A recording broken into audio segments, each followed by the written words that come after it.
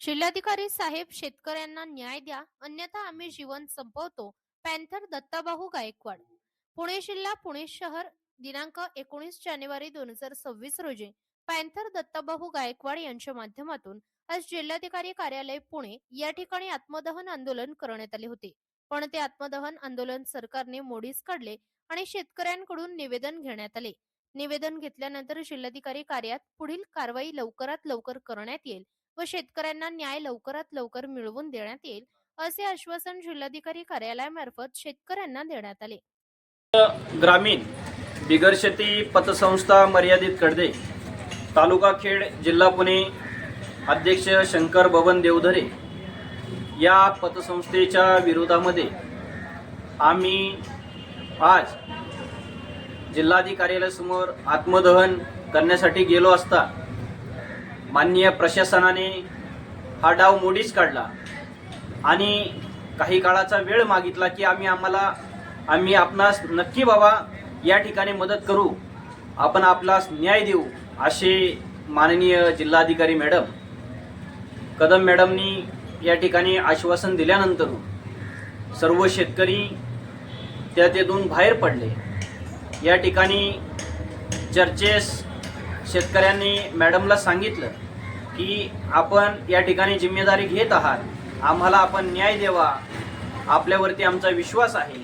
त्या ठिकाणी शेतकऱ्यांनी मांडलेल्या ज्या मागण्या होत्या, जे मुद्दे होते ते पुढील प्रमाणे आहेत. बोगस कागदपत्रे तयार करून सहाय्यक निबंधक सहकारी संस्था खेड यांना सादर करून बोगस कागदपत्रांच्या आधारे 101 चे दाखले मिळून शेतकऱ्यांच्या जमिनी हडप करण्यात आल्या किंवा करण्याचं काम चालू आहे. त्यानंतरून सदर संस्थेचे चाचणी लेखापरीक्षण केले असता चाचणी लेखापरीक्षण अंतिम विशेष अहवालामध्ये सुमारे 5,17,00,000 रुपये अध्यक्ष यांनी मनमानी करून सहकारी खात्याची परवानगी न घेता स्वतःच्या मर्जीने बुडीत खात्यात जमा केली. ते बेकायदेशीर आहे. तरी या संस्थेवरती कोणताही प्रकारचा गुन्हा दाखल झालेला नाही. चाचणी लेखापरीक्षणामध्ये सुमारे 36 ते 37 कोटीची जबाबदारी निश्चित होऊनही ती अध्यक्ष यांनी संचालक मंडळ यांनी स्वीकारली. यामध्ये आपण बघत असाल 36 ते 37 कोटीची जबाबदारी म्हणजे हे पैसे आपल्याला या ठिकाणी समजून येत असेल तर कोणी कोणाच्या अंगावरती का घेईल हे आपण या ठिकाणी पाहत आहात. याच्यावरती 88 ची कारवाई करण्यात आली. 88 ची कारवाईमध्ये तुम्हाला 6 महिन्याचा वेळ भेटला. वेळ भेटल्यानंतरून माननीय पतसंस्थेने आत्तापर्यंत 2 वर्ष होत आलेले यांनी आत्तापर्यंत पैसे जमा केलेले नाही आहेत. सहाय्यक निबंधक या ठिकाणी सचिन देशमुख साहेब आहे, यांनी त्यांच्यावरती कोणतीही कारवाई केलेली नाही आहे किंवा 6 महिन्याचा कालावधी असताना 2 वर्ष झालेले आहेत. या संस्थेवरती आपण कारवाई का करत नाही?